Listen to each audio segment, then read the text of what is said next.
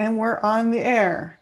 Welcome to Shift Office Hours. It is June the 12th in the year 2020. So I'm Cynthia Kleski. I'm one of the partners at Shift Collaborative, and I'm here with Sarah. Hi, everyone. Sarah Mayer, also a partner with Shift Collaborative. And so we are here to just talk about marketing and all kinds of cool things. That's right. What has happened in the world of marketing this week, Sarah? Well, probably a lot more than we're able to cover in an hour, but we thought we could talk to you guys a little bit this week about some of the stuff that we've been prioritizing in our learnings this week and some information that we received from a summit that we attended that WP Engine held. They released a report on Generation Z, or Zoomers, some call them. Those are folks that were born in 1997 through today. Those are the official Gen Zers. Who decides who they are? The millennials versus the Zs and the Xs? The cutoffs of the generations? Mm-hmm. Or who comes up with the names? Well, I think that the names came from, the letter names came from, I was just thinking about this, that my generation, Generation X, came because we were all like we weren't the baby boomers and we weren't the greatest generation. They were like kind of like, you guys are lost, so we're just going to call you X. And then define you. Yes, we're X in the equation. Yeah, so I think it actually came from there, but I don't know what they're going to do after Z. Did we go back to A? I don't know. Was millennials X, Y? For any period of time? I think they're technically Y, but they're just labeled millennials because of their specialness. And those are people born 81 to 96, according to Pew Research. Okay. So we thought we could talk a little bit about the takeaways from this presentation that WP Engine gave at their summit. And I believe they are releasing the full report. And I think they've been doing this report ongoingly for a little while. I'm not sure how long, but this is the sort of the latest edition of it. And so some of the key takeaways we thought we'd share with you guys. Probably not surprising to people, but Generation Z is very much attached, glued, if you would, connected to their devices. In fact, if they go more than 4 hours without their device, they actually get anxious. And I guess no other generation has really had that same issue as the one today. So again, I don't think that that's necessarily surprising per se, but I think that it does, put into context younger people's habits, and they're always having their phone. It's part of their outfit in a way. When you think about it, they're the first generation. If the web, really became available to people in 1996, 1997, they've never lived in a world without the World Wide Web. And then by the time they were, young people, that was when the devices started to come around. So it makes perfect sense that they would gravitate, would be drawn to the devices so much more even than everybody else, that they've never known a world without them. Correct. Yeah, it's just part of, it's like, genetic, it's ingrained. The other thing is that Generation Z is pretty comfortable sharing their life publicly. Social media, again, they haven't lived in a world really without social media either. So they're more willing than other generations to share pictures and videos and memes and recommendations. And, they really are just a generation that shares online. Your son is a very sharey guy online. Online. He's just getting his first social media accounts. He's 12, and he's just trying to get into it. But what he wants to do when he grows up is to be a live streamer, like a gamer that live streams his game playing. I'm trying to wrap my mind around that, but you know, he wants to start that right now. Okay. Further down in this presentation, the study said that this is a very creative generation, and you know, they can, you know, create websites at a young age, and they're creating content at a very young age, you know, so that's kind of what my son is wanting to do, is create content, which is interesting and scary for a parent, but it is, Sure. it is who they are. It's part of who they are. My niece, as long as I can remember, has been enjoying making videos with the, you know, different devices and slow-mo, fast-mo. She took a course, you know, a couple of years ago even, and she's not that old, doing stop motion movies at the local community college. So, I mean, that kind of creativity, I think you're right. There's so many great devices that, you know, we never had as kids. Or if we did, they were, I mean, they weren't as prevalent for everyone. Mm-hmm. Yeah, for sure. So yeah, they're creators for sure. They view the internet as a force of good in the world. 79%, in fact, view it as a positive influence in their lives, and mainly because they see it as a way that connects us all, as a way to bring people together. Mm-hmm. So I thought that was kind of interesting as well. Mm-hmm. Oh, for sure. I mean, the challenge for every time, I mean, why do we even spend our time thinking about the different generations? Because you kind of think, aren't people? But if everyone has different, if different age groups have different sort of expectations and styles, then the ways that we communicate with them and the ways that we reach out to them and market to them have to change. Mm-hmm. And in some ways, maybe that can be useful because it helps you kind of target your messaging a bit better.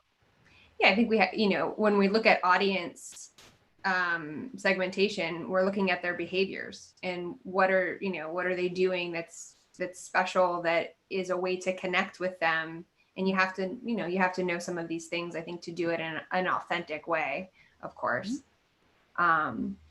So yeah, let me see here. What's some of the other things? Back to that sort of creative piece, Gen Z, they prefer to build websites using WordPress, which is not shocking because what is it, like 39% of the websites in the world are powered by WordPress, but they have had far much more exposure to WordPress than other generations. So it is their platform of choice, happens to be our platform of choice. I was going to say, it's something we have in common. Yeah, exactly.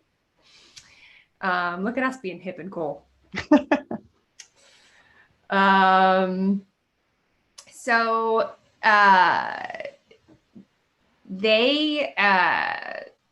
they're more likely to engage in digital activities than in real life activities. So 72% feel that they can be exclusively online and still be involved in a social movement. Obviously, that's a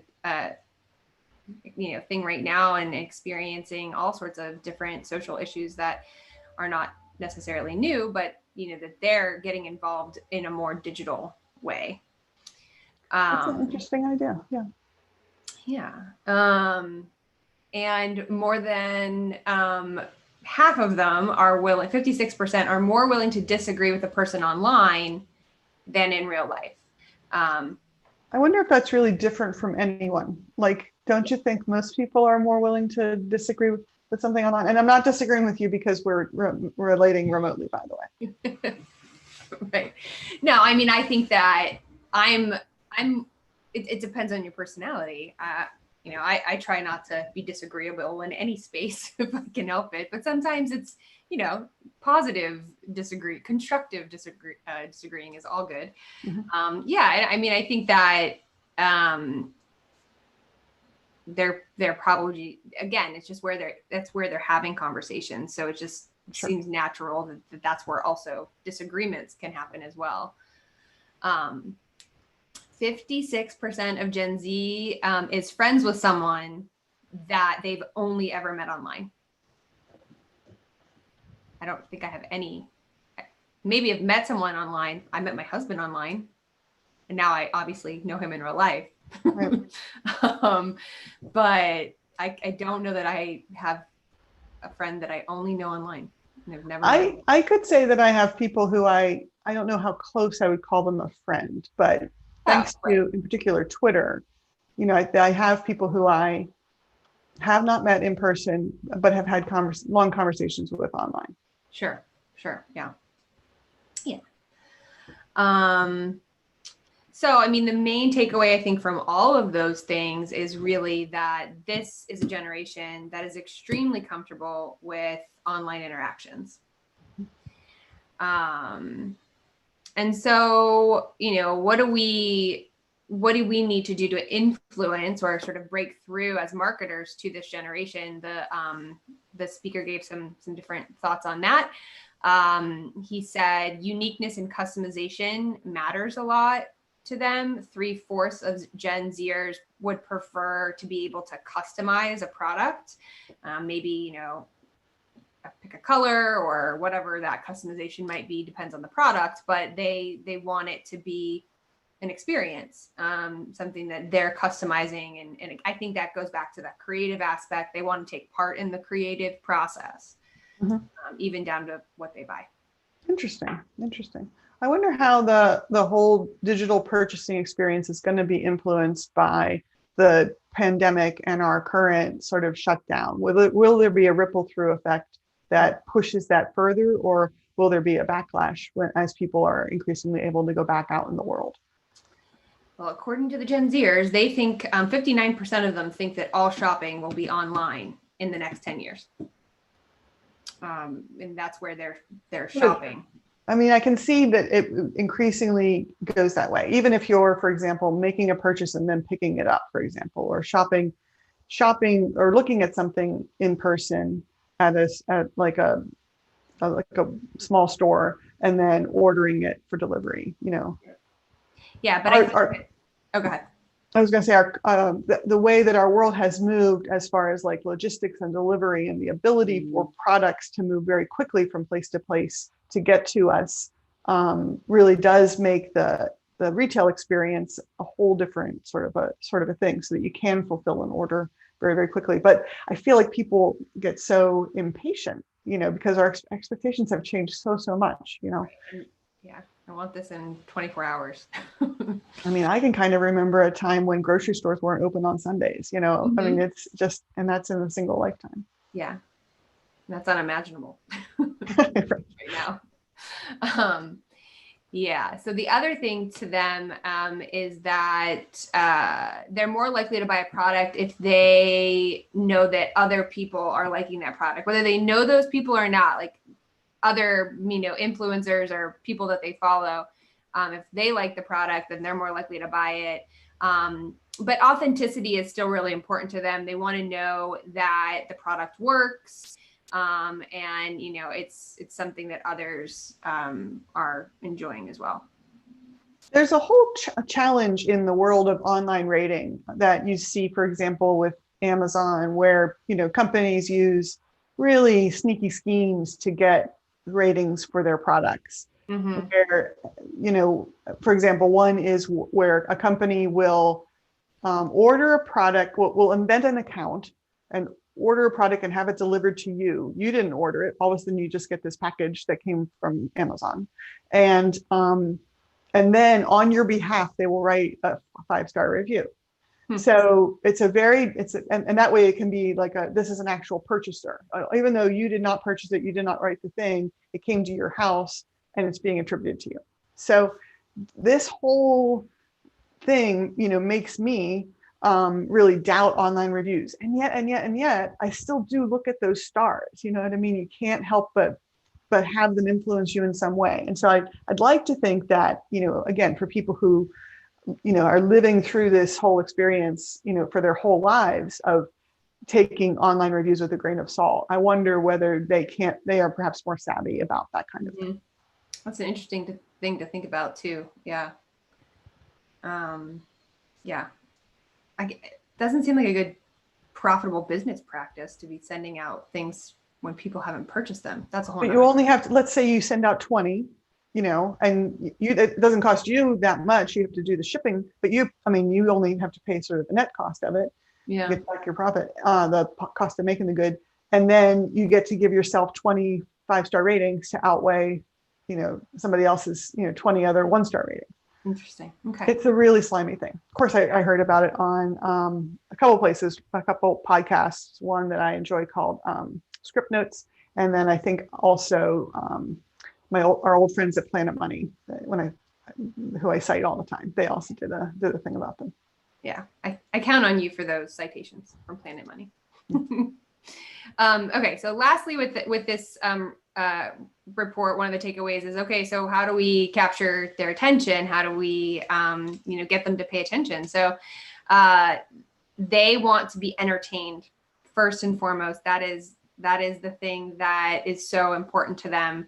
So your brand needs to be fun, it needs to be interesting, versus leading with the educational or informational content about a product. You got to start with something interesting and fun to capture their attention. And then you can maybe add in that informational content after the fact, but you can't lead with that with this generation. Okay. So everything has to be a YouTube ad, where the first 3 seconds are the ones that matter most. Yeah, exactly. Yep.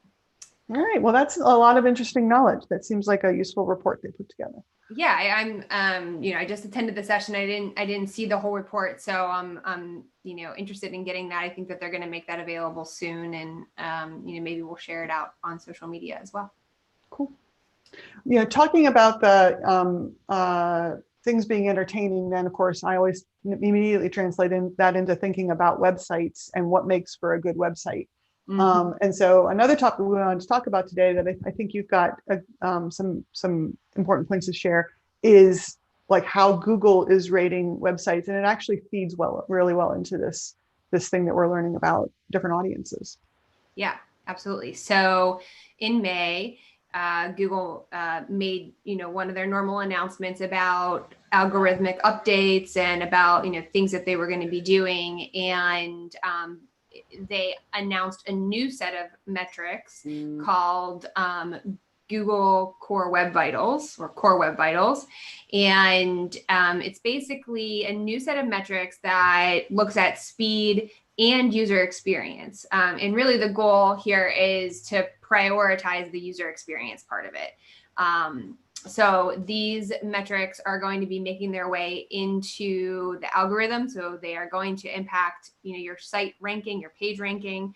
And that is due to happen in sometime in 2020, 2021, probably early 2021. And so we thought it would be good to talk about it now. We don't always get this much advance warning. SEO practitioners have complained about not, being given enough time on some of these things, and they roll out and then site rankings fall, and then it takes a while to come back at it. But we're ahead of the game, and so that's good news.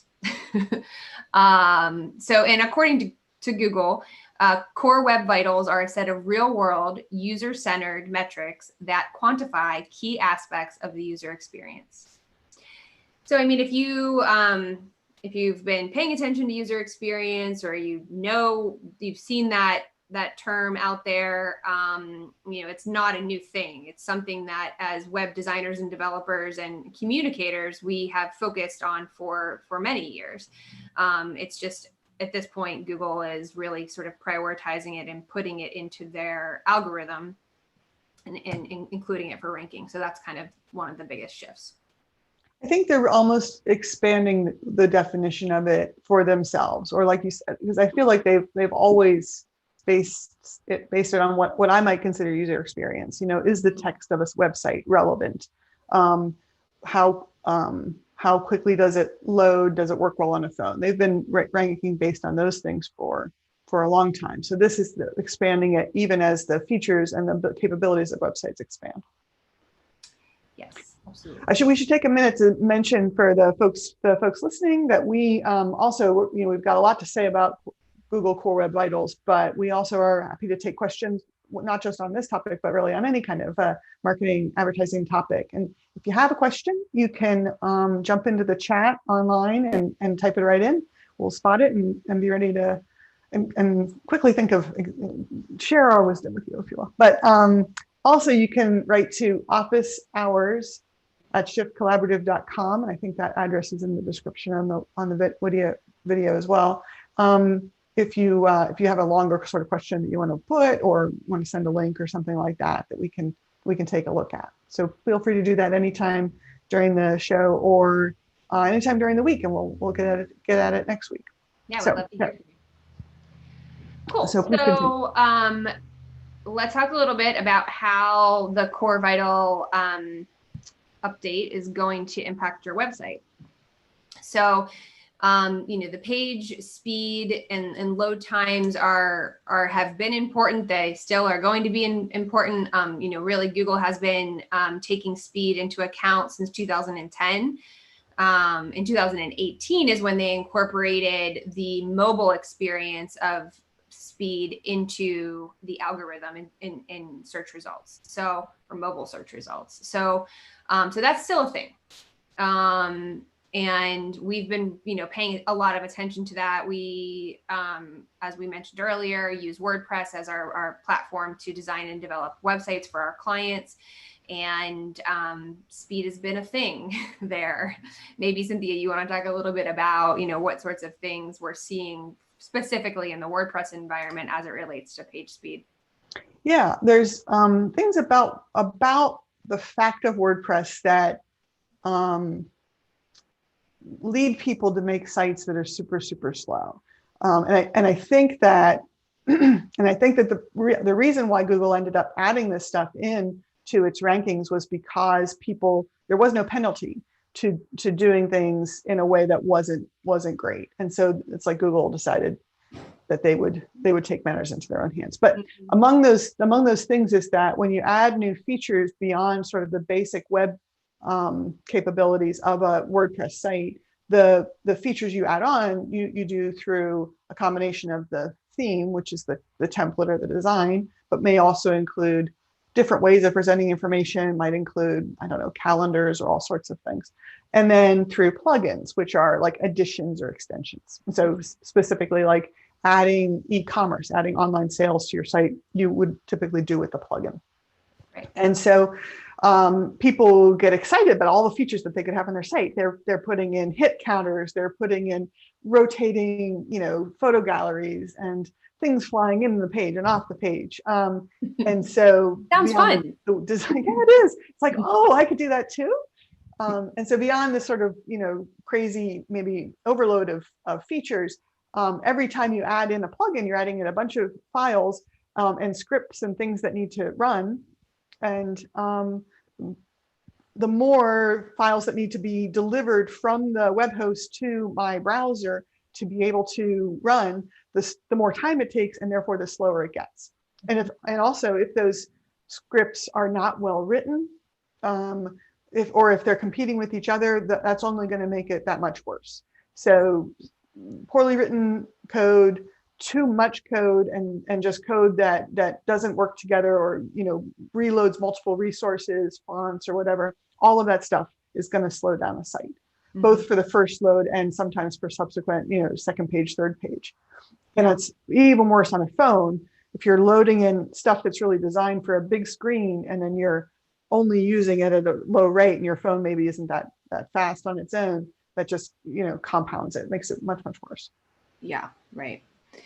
And I feel like the thing that we used to zero in on when we were seeing slow page loads was photos. Like that was an easy thing for us to go in and optimize and make all the photos smaller so that they load fast, and that would give us a nice boost. But that is just one small factor.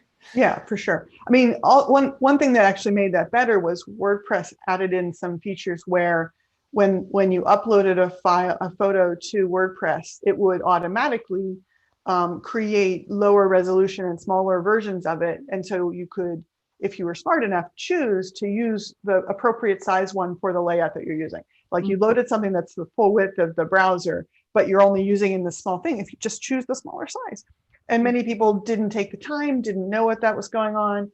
And it really is, even though WordPress is doing that, it's still better to optimize your files before you even get around to uploading them. So like you say, so you can use plugins to do that cleanup for you, but then that plugin again is a whole other set of files. If it's running in the background, it just is a mess. So just people not really thinking about or being aware of how it all works. Yeah. Yeah. All right. So these core web vitals will, their focus is really around page experience, which of course takes into account, speed, but there are sort of three specific focal points for the vitals. And one is the loading, which is the page speed, interactivity, which is related to speed as well, and then visual stability. And so with those three focal points comes three specific metrics. And of course, some acronyms along with it, because we have to shorten everything so that we don't have to say all these big words all the time. So the first one is largest contentful paint, which is a mouthful to say, but the shortened version of that is the LCP. And then what this metric is looking at is how long does it take to see or to load the largest content element. Perhaps it's, a large image block or a video or, big amount of text, whatever it might be. How long does it take for that largest piece to load? So that's what that is. And you can typically think, when you go to a website, a lot of times there'll be that chunk of image that's sort of positioning things at the top, which we call the hero area. I don't actually know where the term hero area came from. I love it as a term. It makes perfect sense, but I'd love to meet the person who came up with that term. Yeah. But anyway, so that typically is the thing. And if it's something that's got background video on it or something that has a bunch of things flying in and out and so on, it's going to take longer to load. And therefore, now it's not starting next year, that's going to count against you if it takes too long. Mm-hmm. Right. So all those people that, not the ones with the static hero image, but the ones with the sliders. Oh my goodness, if this is the thing that finally gets people not to do the rolling slider, that will be a wonderful day. That will be magical. Yeah. Yes, absolutely. We can talk about sliders later. If you have questions about whether or not you should have a slider on your homepage, give us a call. Okay, so the next, and by the way, we do have links in the video of some of these things. A resource that we got a lot of this from is yoast.com. They put a lot of really great content out there for SEO, so you can find a lot of this stuff there. And it's all over the internet because this is a major announcement. So there's that too. You can go anywhere and get information. You don't have to go to where we say. Google itself will tell you all about it if you ask. Yeah, absolutely. Okay, so the next metric, the second one, is called first input delay, or FID. And so the FID is looking at how long does it take for the browser to respond to an interaction that would be triggered by the user. So the clicking of a button, for example, would be a common interaction that, when you first come to a site, you read a couple of seconds and you click into a page or a button off the home page or maybe a form or what have you. So that is what that is.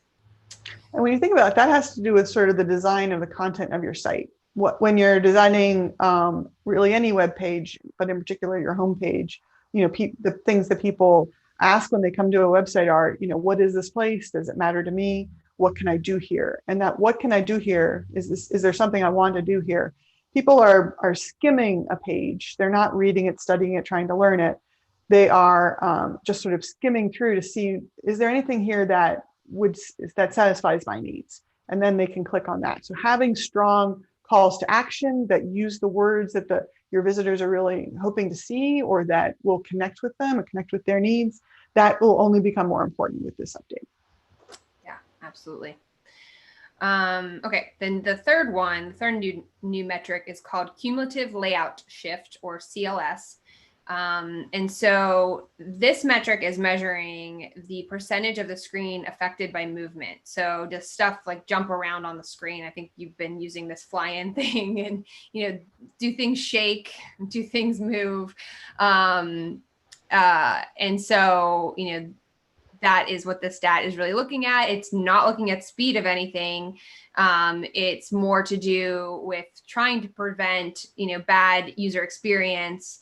I think we've all experienced that thing where the page is maybe still loading, but you see the content that you want to interact with and you go to hit it, but then something else quickly replaces it and you hit the wrong thing. You hit an ad, or you hit some, you go to a place you didn't want to go.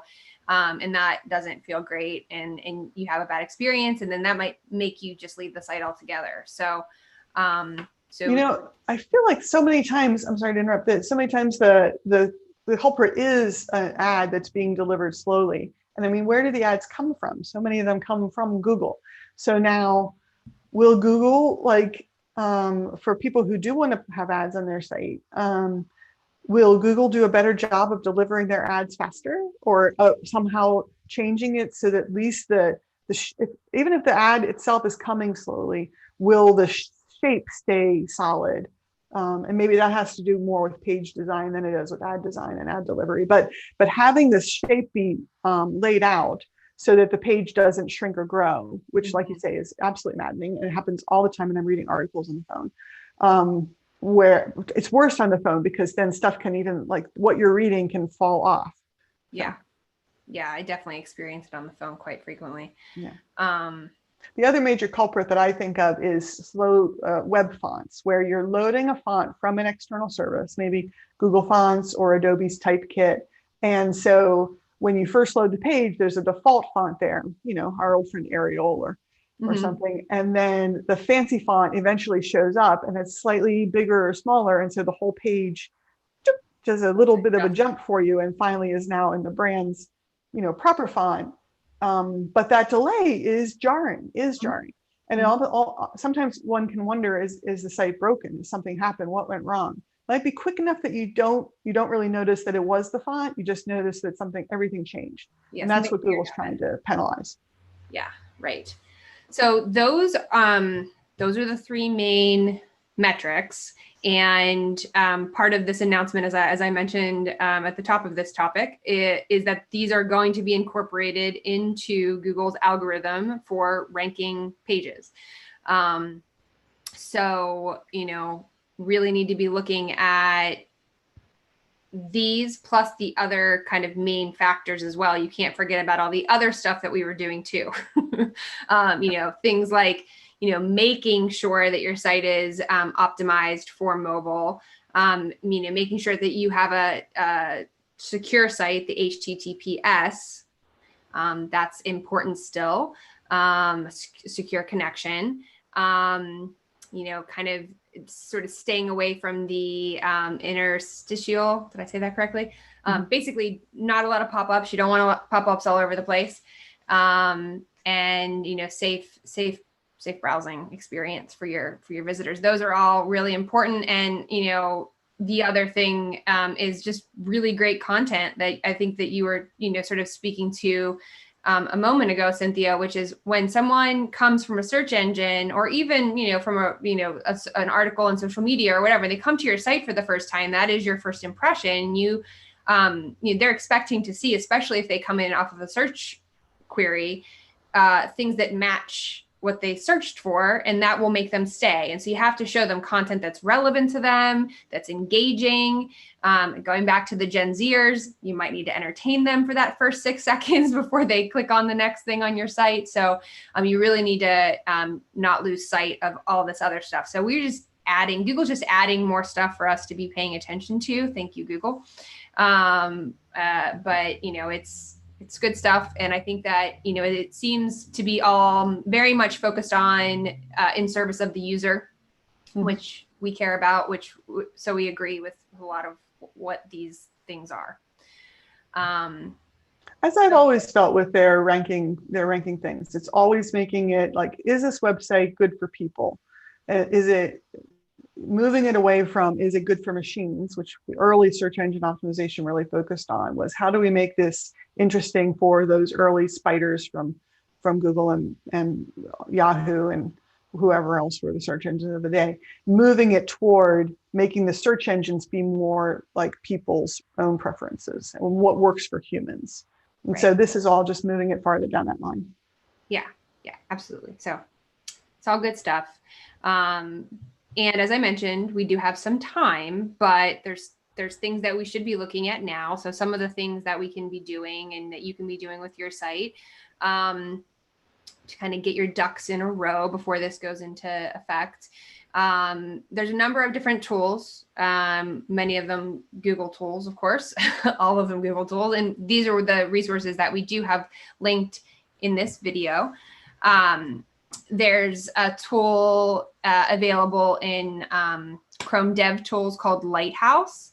And if you right click on your website and a little menu comes up and there's an inspect, and you can get into Lighthouse from that inspect. Another menu comes up, and then you can run a report, and it'll look at not only you can run an audit on the site, and it'll look at the performance things that we're talking about, but also the SEO factors as well, which is nice. So it kind of combines those two things together. So you can kind of see where are you today, where might be some weak points that you can start to improve on now in advance of the changes to the algorithm.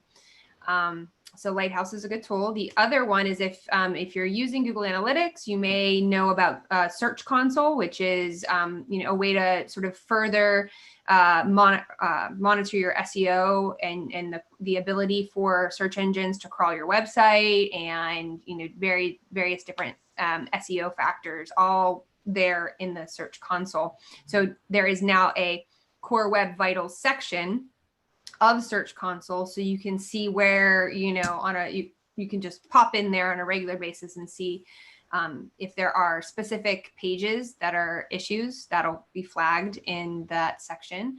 So it's a real nice tool, and if you're already using it, then you just pop in there and do it. If you're not already using it, I'd recommend setting that up, and you can link it to your Google account, and you can integrate it with your WordPress dashboard if you're using WordPress. So there's lots of ways that you can get that a part of your site health and performance. It's nice that since Google is going to eventually penalize people, they also are telling people how not to be penalized. I feel like that's only fair. So Yeah. that's sort of upfront and just of them. But I feel like some of these things, first, why wait? There's no reason to wait. Get on them, and then use the time to really get ahead, because even if it's not going to improve your ranking now, it is going to improve your user's experience now, right? Exactly. So it's well worth doing no matter what, even if you weren't going to be penalized. Yeah, absolutely. So there's that. And then there is a Web Vitals Chrome extension. So if you are using Chrome as your browser, you can get that extension added on, and then it's always right there, and you can run it, whenever you want. You don't have to go anywhere else. And then, yeah, not a new tool, but a tool that, we've been using pretty frequently, especially, often when we first start working with a client, we audit their website to see, where are we and where do we need to go? What are the major pain points beyond what they've already identified with us? The pain points that we're going to see. So we use Page Speed Insights, which is already incorporating these new metrics. So you can start seeing those acronyms that I mentioned come up on that if you're using that. So we have a link in the description here, so you can click there and you can put any page on your website, and you can take a look at what's going on with that page. What are the major issues, where it's prioritized in terms of, it tells you the biggest issues and hogs of the page speed load, so you can really hone in on the errors. If anyone is feeling sort of brave and you want to, you can take a look at your site with these tools, and then we'd be happy in a future office hours to take a look at it with you, if you don't mind everybody seeing what's going on with your site, and offer some advice and some suggestions on how you could make improvements. Of course, we do that for work as well, but we're happy to offer that guidance if it kind of sets you on the right path. Yeah, we find it fun. We're weird, so we like to weird. Celebrate your geekiness. I think weird is great. I'm not saying it as a negative term, but we like looking at this stuff. We're data nerds perhaps, and I think always leveraging the data with the real user experience and with your businesses and your organization's overall goals, you have to kind of marry all of that together. And if you're not looking at these things, then you're missing a key component. And so we'd be happy to help with that. Of course, give us a shout if you have any questions. Or like we said, drop it, let us know, office hours at shiftcollaborative.com, and we'll make time for you, or just give us, just buzz us. We'll during next Thursday, next Friday, or any particular Friday, anyone that you want. Which reminds me that any questions that you've got, we are super delighted to take them on and have a chat with you about them. So you can drop them into the chat under this video, or send them to our email, office hours at shiftcollaborative.com anytime during the week, and we'll be able to give it some, extra kind of thought, research some things, and chat with you about them. On the fly questions and advanced questions, we love them all. Absolutely.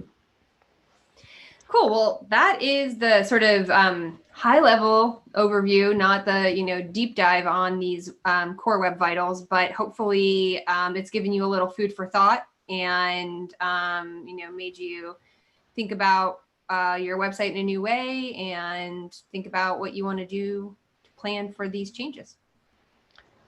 Get on it. Get on it. All right. What else are we going to talk about? Well, I happen to notice that I'm getting a lot of emails lately. We've talked about emails, I think, a couple Fridays here, but in particular, I am noticing a trend of a variety of individuals and brands sending out newsletters. So newsletters of a whole bunch of ways. They've kind of, in some cases, taken the place of a blog. And in other cases, they are just new ways of people kind of staying connected, or companies staying connected with their people. So we had talked about, like, which were the newsletters that we're enjoying. Like, how can we, for example, we send out a newsletter almost every month. And what would, are there different ways that we want to evolve that? We want to change it. So we're trying to think of the ones that we like. Yeah. Yeah. There's a lot of good ones out there. And I think, like you said, we're all getting a lot of email newsletters, but also just emails in general, throughout all of this COVID, and, through social movements that are going on right now. We're getting a lot of messages from a lot of brands and a lot of organizations.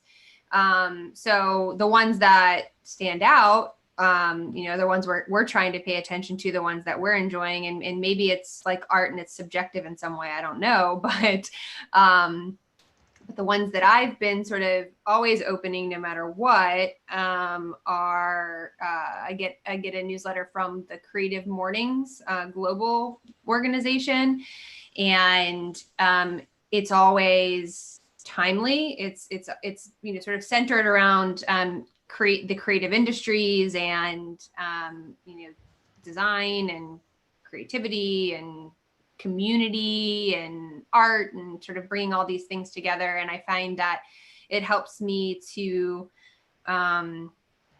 just get up to speed on issues in the world from a creative angle. And there's a lot of great links and a lot of great articles that they share out, not of their own, but of other people. So it's a kind of an aggregation of sorts of really cool stuff. And I always learn stuff, and I always read several of the articles, and I usually end up sharing a bunch of them with the rest of the team in our Slack channel. So I find that one good. You don't get that one, right? Or do you? I don't get the Creative Mornings one, but you have sold me. I think I need to add it into my list. Yeah, cool. And you should too out there. Another one, this is very much focused on the advertising industry, but Adweek, they have a number of newsletters, but they have one that's called First Things. And it is really just kind of like pressing like things that are happening, and sort of very topical, very timely. Again, it's a way that I can, as a marketing practitioner, stay aware and think about it in terms of how we do things at Shift, and look at how other agencies are doing things. Oftentimes they'll share interesting ad campaigns and consumer awareness campaigns, which we do a lot of that. And so I'm always trying to look at different ways to present work and push work, and that newsletter gives me a lot of ideas for that. I always like the articles you share from that. Yeah, they're always sort of helpful or interesting. Mm-hmm. I mentioned Yoast is obviously one that I use a lot to stay up on search engine optimization or SEO practices. They have a lot of their own, classes and workshops, and they have a premium product that they sell. So they are, it does incorporate their own sales tactics, but there's a lot of really great, just up-to-date SEO information, or, they'll bring back topics that are still relevant that they've covered that, kind of be refresher or reminders of things. So I find that's one that I read pretty frequently. Mm-hmm. And then I have some local newsletters that I always open. Next Pittsburgh sends out a regular newsletter, and it has really great roundups, a lot of roundups, so like local, here's the months for the week, or the events for the weekend or for a month, or the concert schedule. They have, if you're looking for a job, they have a nice job section that I've shared with friends that I know are looking for jobs. I'm perfectly happy in my job. And, it's a good pulse on what's happening in different communities as well. So I like that newsletter. And I also read The Incline, which is an aggregation of sorts. They have their own kind of personality that they put into the beginning of the newsletter, and it's just fun. It's like a fun newsletter. It feels very authentic to Pittsburgh. So I like that one too. And I get a lot of local ones. So I feel like I'm hurting people's feelings, like Post Industrial and Pittsburgh Magazine's 412. And I get a lot of local ones, which I love. And I always open those ones too. Sure. We're lucky in Pittsburgh to have a pretty good kind of community, and lots of good things we can receive that way. Yeah, for sure. What about I you? can share a couple that I am into. In fact, I think I'll even toss them up on the screen here, since we have the power to do that. Cool. Let me see here. So one, and then again, there's a Pittsburgh tie-in to this. Dane Horvath, who is a UX designer here in this area, is just a great designer, an illustrator. She has a nice newsletter where she frequently is sharing like drawings, architectural drawings that she does. She has a very cool style, and really neat things that she's seeing. So if you pop by her, maybe go to her Twitter, which is the easiest thing here, Dane Horvath, Horvath, and then go to her website and you can sign up. So I totally recommend her. And also it looks like she's got some double rainbow pins that you can get. Nice. So I know Dane because I've purchased illustrations from her Etsy shop, but I didn't know she had a newsletter. Yep. So thank you for sharing that with me. I have 3 pieces of her artwork actually in my house. So cool. Yeah, very cool. Another that I follow, there's another person on Twitter who I like, the author and artist Austin Kleon. And in fact, he sends out an email every Friday, which talks a lot about things. He has this sort of theme, which you can see from his books here, are show your work. It's like things in progress. And so a lot of times his newsletter will be talking about things that he's working on, stuff. It's very rough and unfinished, and that's purposeful, and that kind of fits very well with the way that Shift works. So I feel like he's someone to follow. And then of course his book, Keep Going, just that message alone, certainly very helpful in these troubled times, as we say. Yeah. And another of the authors who I'm a huge fan of is Rob Walker, columnist, writer, and author of The Art of Noticing, which is a book that I was waiting for so much and then bought for the whole team when it came out. He has a newsletter that's related to this art of noticing. And so it includes things like other exercises that you can have. So the art of noticing is like developing your skills of observation, which he as a writer uses a lot to find things to write about in the columns and the other kinds of work that he does. So the book Art of Noticing has a number of exercises in it that are either simple or complicated about how to kind of develop your skills of noticing things as you're kind of going through your life. And so his newsletter will often have a new one or someone talking about using one. And then it will have an icebreaker every time. There's a really good icebreaker. So those are fun. And we've used a lot of his icebreakers in our work with clients and with ourselves, with our team. Yeah, I really enjoyed the book. It's cool. It gives you just fun. It gives you challenges that you can take in your practice of noticing, which is cool. Exactly. So he's Rob Walker, or actually on Twitter, not Rob Walker, which I think is a meta sort of, this is not a pipe type of reference there, So, He just notice that. You notice that, or no? He wants you to notice it. He wants me to notice it. And then one more. This is a Pittsburgh connection. Andrea Lorian, who I've known for quite some time through the sort of social media world of the Pittsburgh area. Also an excellent improv artist and just a heck of a writer. So I would recommend that you check out her newsletter, which is a very, very personal sort of, all kinds of interesting thoughts and also sort of things for cheering oneself up. And you can look for her work all over the place, including in the Washington Post and other fine places. So you should look for her writing no matter what. And I enjoy and recommend her newsletter. Cool. Yeah, those are some new to me ones. Even, I mean, I've heard and know about some of them, but I appreciate learning new things. So, and what's so interesting with all of these different newsletters is all the different styles. So you'll have ones that are like Dane's or Andrea's that there's like a narrative section to it, almost like old school blogging, sort of a journal. And then you've got other ones like Austin's that are, maybe there's a little bit of a narrative piece at the beginning, maybe there's a little bit of a theme carried through, but it's the stuff that he has seen through the week grouped into sections. So if he's noticing trends, he'll group them together and number them up. I think the only stress I have about these newsletters is that there's so much more content out there than one can ever get through.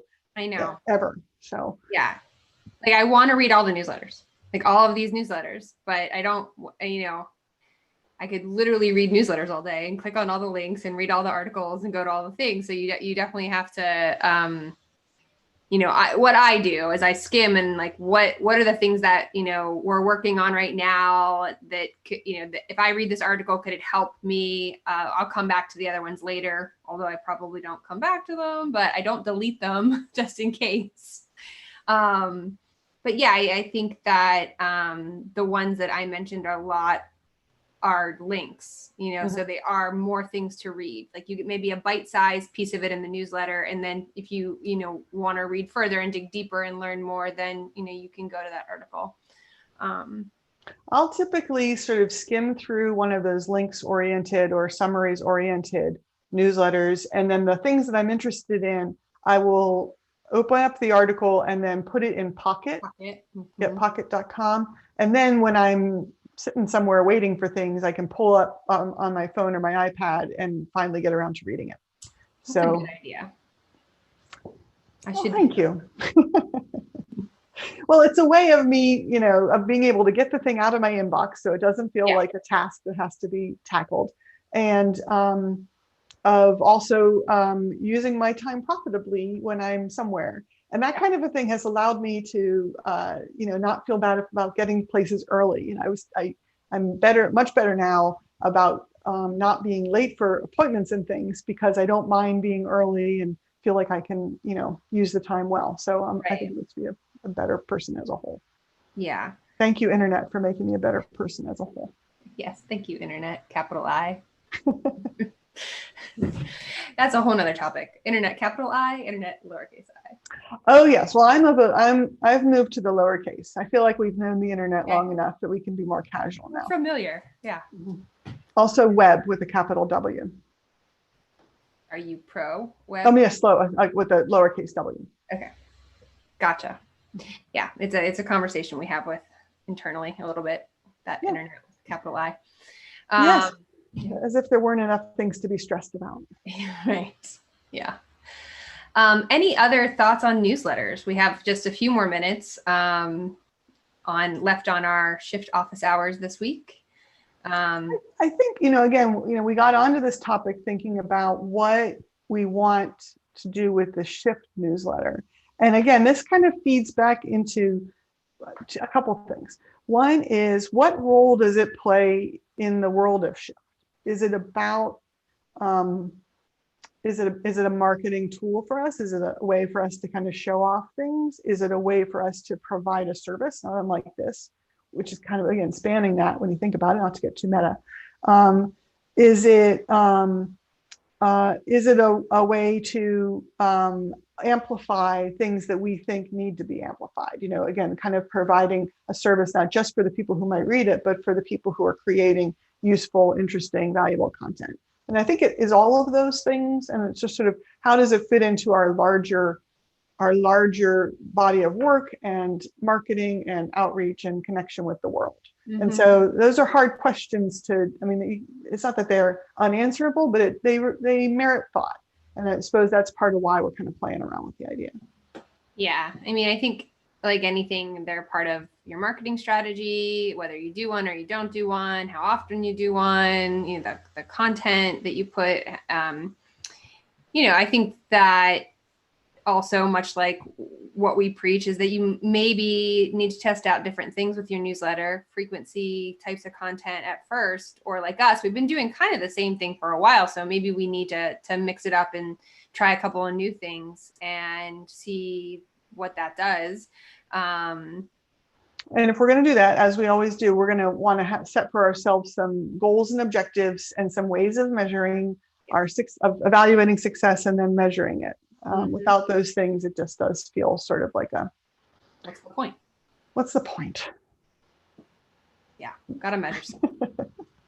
So that's going to be the thing we tackle. Maybe in the coming weeks, we'll share with the rest of our thinking processes as we kind of evolve our plan here. Mm-hmm.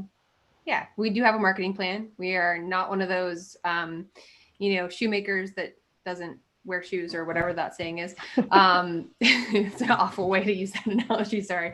But we do have one, and we do pay attention to it, and we're trying to fine tune it and get better, and be marketing practitioners first and foremost for ourselves, and then we can be really good ones for our clients.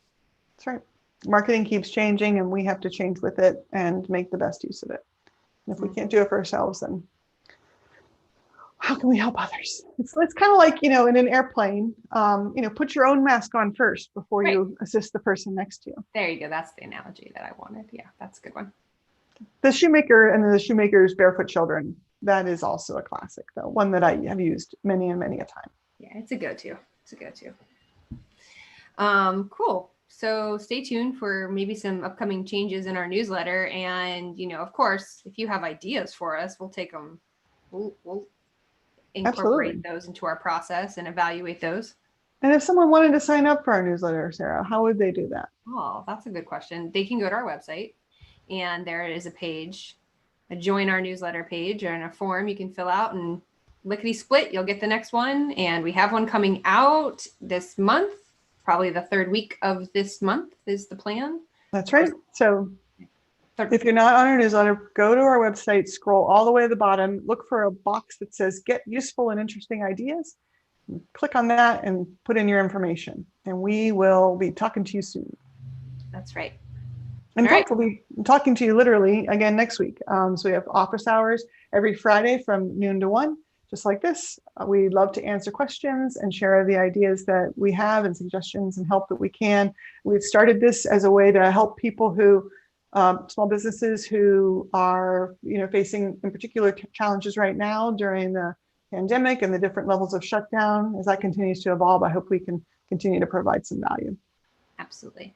Thanks for joining us today, and we will circle back next week. See you all again, hopefully. Tell your friends. Have a grand week.